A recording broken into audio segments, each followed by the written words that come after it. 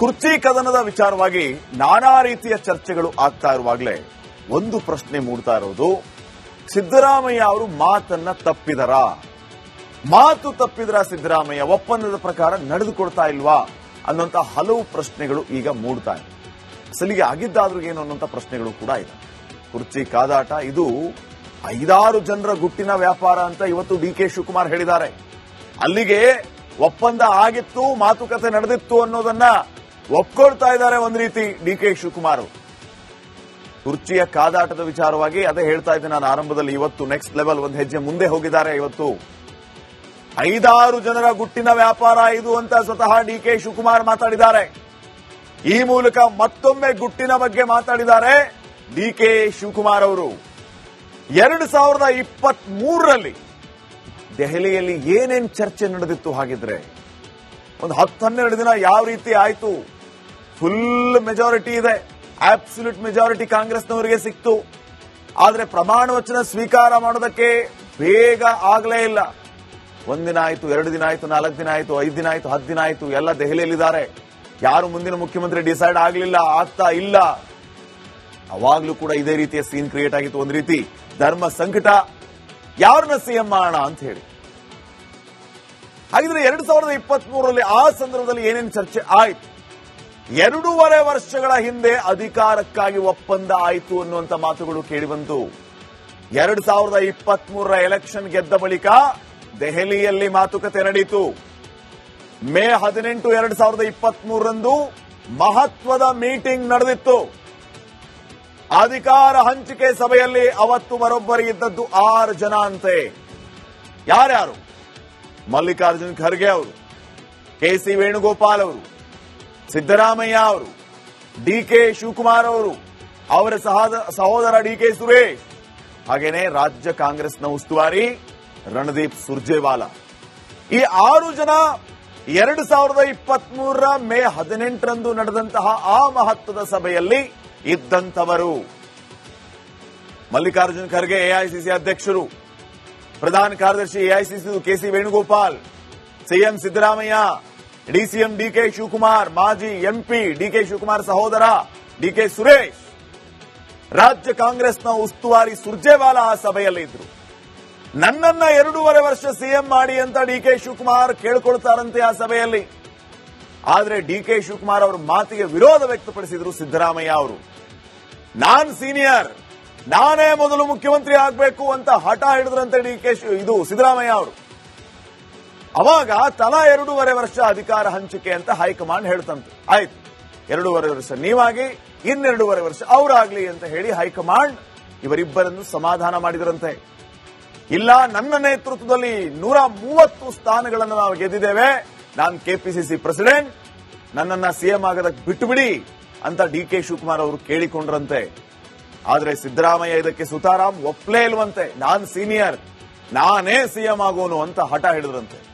ಅವಾಗ ಹೈಕಮಾಂಡ್ ಹೇಳಿದ್ದು 2.5 ವರ್ಷ ನೀವಾಗಿ, 2.5 ವರ್ಷ ನೀವಾಗಿ. ಆ ಪ್ರಕಾರ 2.5 ವರ್ಷ ಪೂರೈಸೋ 1 ವಾರದ ಮೊದಲು ರಾಜೀನಾಮೆಯನ್ನ ನೀಡಬೇಕು ಅಂತ ಮಾತುಕತೆ ಆಗಿತ್ತಂತೆ. ಇನ್ನು 1 ವಾರಕ್ಕೆ 2.5 ವರ್ಷ ಆಗುತ್ತೆ ಅಂತಂದ್ರೆ 1 ವಾರ ಬಾಕಿ ಇದ್ದಾಗಲೇ ರಾಜೀನಾಮೆಯನ್ನ ಕೊಟ್ಟುಬಿಡ್ಬೇಕು. ಅಧಿಕಾರ ಹಂಚಿಕೆ ಬಗ್ಗೆ ಬಹಿರಂಗ ಪಡಿಸಿ ಅಂತ ಈಗ ಡಿ.ಕೆ. ಸುರೇಶ್ ಹೇಳಿದ್ದಾರೆ. ಆದರೆ ಡಿ.ಕೆ. ಸುರೇಶ್ ಬೇಡಿಕೆಗೆ ಹೈಕಮಾಂಡ್ ಸುತಾರಾಮ್ ಒಪ್ತಾ ಇಲ್ಲ. ಅನಿವಾರ್ಯವಾಗಿ ಹೈಕಮಾಂಡ್ ಮಾತಿಗೆ ತಲೆ ಆಡಿಸುವ ಕೆಲಸ ಈಗ ಡಿ.ಕೆ. ಬ್ರದರ್ಸ್ತು. ಹೈಕಮಾಂಡ್ ಹೇಗೆ ಹೇಳ್ತಾರೋ ಹಾಗೆ ನಾವು ಕಾಂಗ್ರೆಸ್ನ ಶಿಸ್ತಿನ ಸಿಪಾಯಿ, ಕಟ್ಟಾಳು ಅಂತೆಲ್ಲ ಹೇಳ್ತಾರೆ. ಆದ್ರೆ ಒಳಗೊಳಗೆ ಪ್ರಯತ್ನಗಳು ನಡೀತಾ ಇಲ್ವಾ? ರಾಜಕಾರಣಿಗಳ ಸನ್ಯಾಸಿಗಳಲ್ಲ ಬಿಡಿ. ಅಧಿಕಾರಕ್ಕಾಗಿ ಅವರು ಆಸೆ ಪಡೋದು ತಪ್ಪು ಏನಿಲ್ಲ. ನಾನು ಕೂಲಿ ಕೇಳ್ತಾ ಇದ್ದೀನಿ ಅಂತ ಅದೇ ಡಿ.ಕೆ. ಶಿವಕುಮಾರ್ ಅವರು ಹೇಳ್ತಾ ಇದ್ದಾರಲ್ಲ, ಅವರು ಕೂಲಿ ಕೇಳೋದ್ರಲ್ಲಿ ತಪ್ಪೇನಿಲ್ಲ. ಪಕ್ಷ ಸಂಘಟನೆ ಮಾಡಿದ್ದಾರೆ, ಎಲ್ಲಾ ಕಡೆ ಕಾಂಗ್ರೆಸ್ ಗೆಲ್ಲುವಂತೆ ನೋಡಿಕೊಂಡಿದ್ದಾರೆ, ಅವರ ಶ್ರಮವೂ ಕೂಡ ಇದೆ. ಅದನ್ನ ಕಾಂಗ್ರೆಸ್ನವರೇ ಅಲ್ಲಗಳಿಲಿ ನೋಡೋಣ, ಅವರೇನ್ ಮಾಡಿದ್ದಾರೆ ಅಂದುಬಿಡ್ಲಿ. ಯಾರು ಅಲ್ಲಗಳಿಯೋದಿಲ್ಲ. ಹಿಂಗಾಗಿ ಅವತ್ತಿನ ಮಾತಿನ ಪ್ರಕಾರ ಏನೇನು ನಡೆದಿತ್ತೋ, ಏನೇನು ಒಪ್ಪಂದ ಆಗಿತ್ತು ಅಂತ ಇವರೇ ಈಗ ನೆನಪು ಮಾಡ್ತಾ ಇದ್ದಾರೆ. ಇವತ್ತು ಡಿ.ಕೆ. ಶಿವಕುಮಾರ್ ಅವರೇ ಮಾತಾಡಿದ್ದಾರೆ ಈ ಬಗ್ಗೆ. ನೋಡೋಣ ಏನಾಗುತ್ತೆ ಅಂತ ಹೇಳಿ ಮುಂದೆ. ನೆಕ್ಸ್ಟ್, ಕುರ್ಚಿ ಕದನದ ವಿಚಾರವಾಗಿ ನಾನಾ ರೀತಿಯ ಚರ್ಚೆಗಳು ಆಗ್ತಾ ಇರುವಾಗಲೇ ಒಂದು ಪ್ರಶ್ನೆ ಮೂಡ್ತಾ ಇರೋದು, ಸಿದ್ದರಾಮಯ್ಯ ಅವರು ಮಾತನ್ನ ತಪ್ಪಿದರ? ಮಾತು ತಪ್ಪಿದ್ರ ಸಿದ್ದರಾಮಯ್ಯ ಒಪ್ಪಂದದ ಪ್ರಕಾರ ನಡೆದುಕೊಡ್ತಾ ಇಲ್ವಾ ಅನ್ನುವಂತ ಹಲವು ಪ್ರಶ್ನೆಗಳು ಈಗ ಮೂಡ್ತಾ ಇದೆ. ಅಸಲಿಗೆ ಆಗಿದ್ದಾದ್ರೂ ಏನು ಅನ್ನುವಂತ ಪ್ರಶ್ನೆಗಳು ಕೂಡ ಇದೆ. ಕುರ್ಚಿ ಕಾದಾಟ ಇದು 5-6 ಜನರ ಗುಟ್ಟಿನ ವ್ಯಾಪಾರ ಅಂತ ಇವತ್ತು ಡಿಕೆ ಶಿವಕುಮಾರ್ ಹೇಳಿದ್ದಾರೆ. ಅಲ್ಲಿಗೆ ಒಪ್ಪಂದ ಆಗಿತ್ತು, ಮಾತುಕತೆ ನಡೆದಿತ್ತು ಅನ್ನೋದನ್ನ ಒಪ್ಕೊಳ್ತಾ ಇದ್ದಾರೆ ಒಂದ್ ರೀತಿ ಡಿಕೆ ಶಿವಕುಮಾರ್.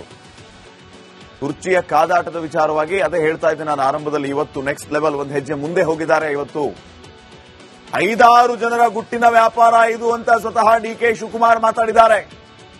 ಈ ಮೂಲಕ ಮತ್ತೊಮ್ಮೆ ಗುಟ್ಟಿನ ಬಗ್ಗೆ ಮಾತಾಡಿದ್ದಾರೆ ಡಿಕೆ ಶಿವಕುಮಾರ್ ಅವರು. 2023ರಲ್ಲಿ ದೆಹಲಿಯಲ್ಲಿ ಏನೇನ್ ಚರ್ಚೆ ನಡೆದಿತ್ತು ಹಾಗಿದ್ರೆ ಒಂದು 10-12 ದಿನ ಯಾವ ರೀತಿ ಆಯ್ತು? ಫುಲ್ ಮೆಜಾರಿಟಿ ಇದೆ, ಅಬ್ಸಲ್ಯೂಟ್ ಮೆಜಾರಿಟಿ ಕಾಂಗ್ರೆಸ್ನವರಿಗೆ ಸಿಕ್ತು. ಆದ್ರೆ ಪ್ರಮಾಣ ವಚನ ಸ್ವೀಕಾರ ಮಾಡೋದಕ್ಕೆ ಬೇಗ ಆಗಲೇ ಇಲ್ಲ. 1 ದಿನ ಆಯ್ತು, 2 ದಿನ ಆಯ್ತು, 4 ದಿನ ಆಯ್ತು, 5 ದಿನ ಆಯ್ತು, 10 ದಿನ ಆಯ್ತು, ಎಲ್ಲ ದೆಹಲಿಯಲ್ಲಿದ್ದಾರೆ. ಯಾರು ಮುಂದಿನ ಮುಖ್ಯಮಂತ್ರಿ ಡಿಸೈಡ್ ಆಗಲಿಲ್ಲ, ಆಗ್ತಾ ಇಲ್ಲ. ಅವಾಗ್ಲೂ ಕೂಡ ಇದೇ ರೀತಿಯ ಸೀನ್ ಕ್ರಿಯೇಟ್ ಆಗಿತ್ತು. ಒಂದು ರೀತಿ ಧರ್ಮ ಸಂಕಟ, ಯಾರನ್ನ ಸಿಎಂ ಮಾಡೋಣ ಅಂತ ಹೇಳಿ.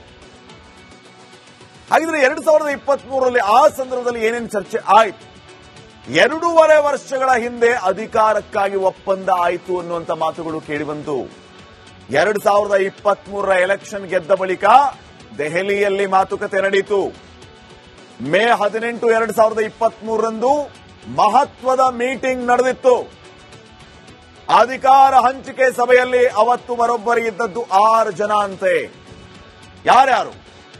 ಮಲ್ಲಿಕಾರ್ಜುನ್ ಖರ್ಗೆ ಅವರು, ಕೆಸಿ ವೇಣುಗೋಪಾಲ್ ಅವರು, ಸಿದ್ದರಾಮಯ್ಯ ಅವರು, ಡಿಕೆ ಶಿವಕುಮಾರ್ ಅವರು, ಅವರ ಸಹೋದರ ಡಿಕೆ ಸುರೇಶ್, ಹಾಗೇನೆ ರಾಜ್ಯ ಕಾಂಗ್ರೆಸ್ನ ಉಸ್ತುವಾರಿ ರಣದೀಪ್ ಸುರ್ಜೇವಾಲಾ. ಈ 6 ಜನ 2023ರ ಮೇ 18ರಂದು ನಡೆದಂತಹ ಆ ಮಹತ್ವದ ಸಭೆಯಲ್ಲಿ ಇದ್ದಂಥವರು. ಮಲ್ಲಿಕಾರ್ಜುನ್ ಖರ್ಗೆ ಎಐಸಿಸಿ ಅಧ್ಯಕ್ಷರು, ಪ್ರಧಾನ ಕಾರ್ಯದರ್ಶಿ AICC KC Venugopal, CM Siddaramaiah, DCM DK Shivakumar, ಮಾಜಿ ಎಂಪಿ ಡಿಕೆ ಶಿವಕುಮಾರ್ ಸಹೋದರ ಡಿಕೆ ಸುರೇಶ್, ರಾಜ್ಯ ಕಾಂಗ್ರೆಸ್ನ ಉಸ್ತುವಾರಿ ಸುರ್ಜೇವಾಲಾ ಆ ಸಭೆಯಲ್ಲಿ ಇದ್ರು. ನನ್ನನ್ನ 2.5 ವರ್ಷ ಸಿಎಂ ಮಾಡಿ ಅಂತ ಡಿಕೆ ಶಿವಕುಮಾರ್ ಕೇಳ್ಕೊಳ್ತಾರಂತೆ ಆ ಸಭೆಯಲ್ಲಿ. ಆದ್ರೆ ಡಿಕೆ ಶಿವಕುಮಾರ್ ಅವರ ಮಾತಿಗೆ ವಿರೋಧ ವ್ಯಕ್ತಪಡಿಸಿದ್ರು ಸಿದ್ದರಾಮಯ್ಯ ಅವರು. ನಾನ್ ಸೀನಿಯರ್, ನಾನೇ ಮೊದಲು ಮುಖ್ಯಮಂತ್ರಿ ಆಗಬೇಕು ಅಂತ ಹಠ ಹಿಡಿದ್ರಂತೆ ಇದು ಸಿದ್ದರಾಮಯ್ಯ ಅವರು. ಅವಾಗ ತಲಾ 2.5 ವರ್ಷ ಅಧಿಕಾರ ಹಂಚಿಕೆ ಅಂತ ಹೈಕಮಾಂಡ್ ಹೇಳ್ತಂತೆ. ಆಯ್ತು, 2.5 ವರ್ಷ ನೀವಾಗಿ, 2.5 ವರ್ಷ ಅವರಾಗ್ಲಿ ಅಂತ ಹೇಳಿ ಹೈಕಮಾಂಡ್ ಇವರಿಬ್ಬರನ್ನು ಸಮಾಧಾನ ಮಾಡಿದರಂತೆ. ಇಲ್ಲ, ನನ್ನ ನೇತೃತ್ವದಲ್ಲಿ 130 ಸ್ಥಾನಗಳನ್ನು ನಾವು ಗೆದ್ದಿದ್ದೇವೆ, ನಾನು ಕೆಪಿಸಿಸಿ ಪ್ರೆಸಿಡೆಂಟ್, ನನ್ನನ್ನ ಸಿಎಂ ಆಗೋದಕ್ಕೆ ಬಿಟ್ಟು ಬಿಡಿ ಅಂತ ಡಿಕೆ ಶಿವಕುಮಾರ್ ಅವರು ಕೇಳಿಕೊಂಡ್ರಂತೆ. ಆದರೆ